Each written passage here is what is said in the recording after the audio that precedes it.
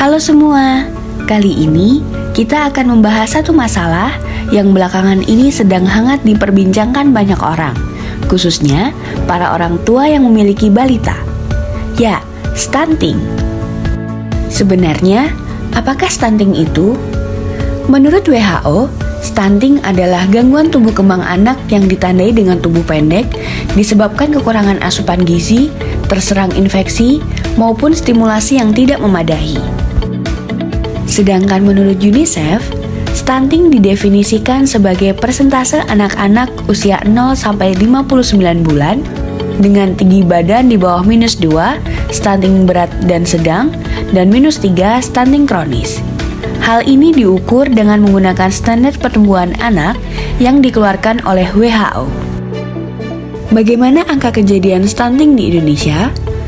Prevalensi stunting di Indonesia berdasarkan hasil pemantauan status gizi pada tahun 2016 mencapai 27,5%.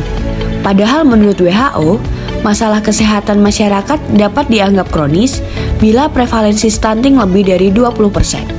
Artinya, secara nasional masalah stunting di Indonesia tergolong kronis. Terlebih lagi, di 14 provinsi yang prevalensinya melebihi angka nasional. Kemudian, dampak apa saja yang mungkin ditimbulkan oleh stunting? Stunting berpotensi memperlambat perkembangan otak, dengan dampak jangka panjang berupa keterbelakangan mental, rendahnya kemampuan belajar, dan resiko serangan penyakit kronis seperti diabetes, hipertensi, hingga obesitas.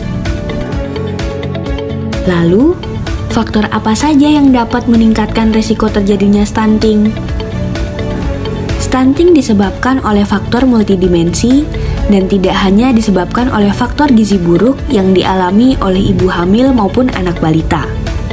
Secara lebih detail, beberapa faktor yang meningkatkan risiko terjadinya stunting sebagai berikut. 1.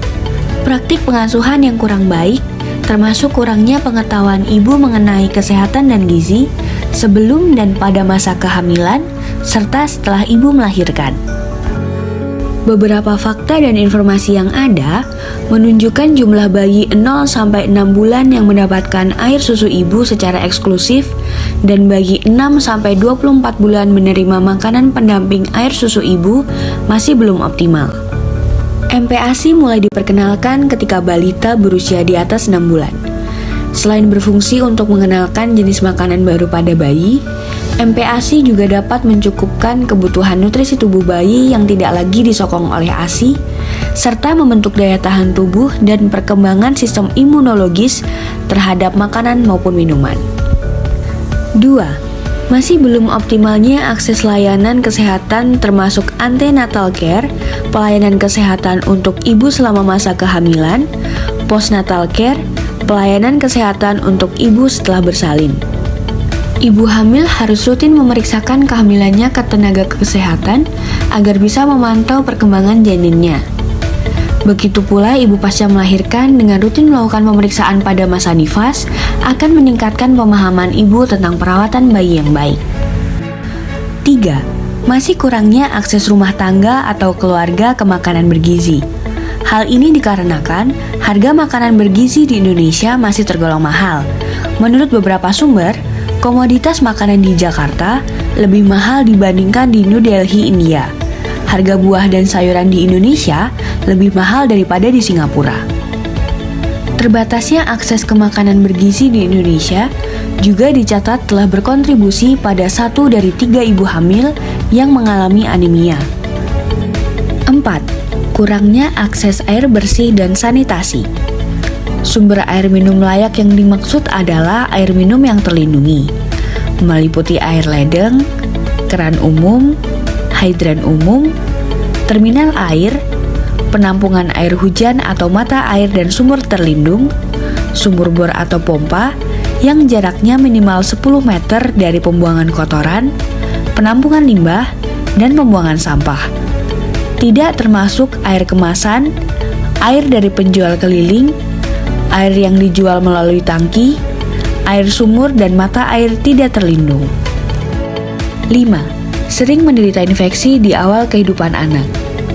Penyakit infeksi yang disebabkan oleh hygiene dan sanitasi yang buruk, misalnya diare dan cacingan, dapat mengganggu penyerapan nutrisi pada proses pencernaan. Beberapa penyakit infeksi yang diderita bayi dapat menyebabkan berat badan bayi turun. Jika kondisi ini terjadi dalam waktu yang cukup lama dan tidak disertai dengan pemberian asupan yang cukup untuk proses penyembuhan, maka dapat mengakibatkan stunting. Lalu, seperti apa ciri-ciri anak mengalami stunting? 1. Anak berbadan lebih pendek untuk anak seusianya. 2. Proporsi tubuh cenderung normal, tetapi anak tampak lebih muda atau kecil untuk usianya. 3. Berat badan rendah untuk anak seusianya. 4. Pertumbuhan tulang tertunda.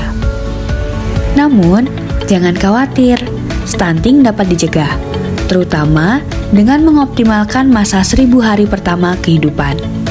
Stunting umumnya diakibatkan oleh kurangnya asupan nutrisi pada 1000 hari pertama anak. Hitungan 1000 hari di sini dimulai sejak janin sampai anak berusia 2 tahun. Jadi, gizi pada masa 1000 hari pertama kehidupan anak sangat penting untuk mencegah stunting. Oleh karena itu, orang tua harus bisa memberikan asupan nutrisi yang sesuai. Selain itu, ada cara apa lagi ya? Yuk simak penjelasan ini. 1. Memenuhi kebutuhan gizi sejak hamil. Tindakan yang relatif ampuh dilakukan untuk mencegah stunting pada anak adalah selalu memenuhi gizi sejak masa kehamilan.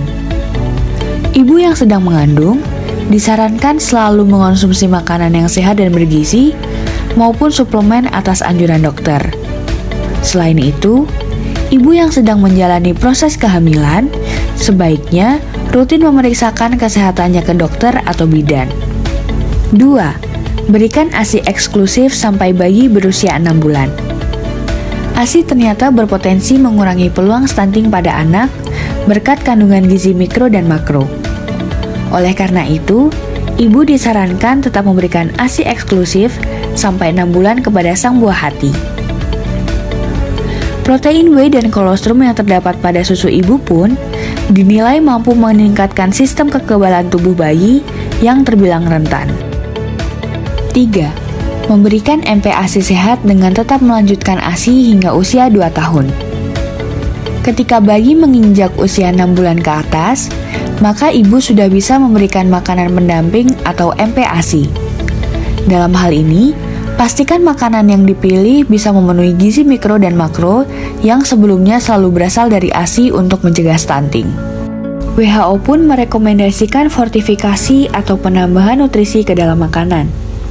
Di sisi lain, sebaiknya ibu berhati-hati saat akan menentukan produk tambahan tersebut. Konsultasikan dulu ke dokter. 4. Terus memantau tumbuh kembang anak. Orang tua perlu terus memantau tumbuh kembang anak mereka, terutama dari tinggi dan berat badan anak. Bawa si kecil secara berkala ke posyandu maupun klinik khusus anak. Dengan begitu, akan lebih mudah bagi ibu untuk mengetahui gejala awal gangguan dan penanganannya. 5. Selalu jaga kebersihan lingkungan. Seperti yang diketahui, anak-anak sangat rentan akan serangan penyakit, terutama kalau lingkungan di sekitar mereka kotor. Faktor ini pula yang secara tidak langsung meningkatkan peluang stunting. Nah, sekarang lebih paham tentang stunting kan? Karena itu, yuk kita sama-sama cegah stunting dengan mengoptimalkan 1000 hari pertama kehidupan.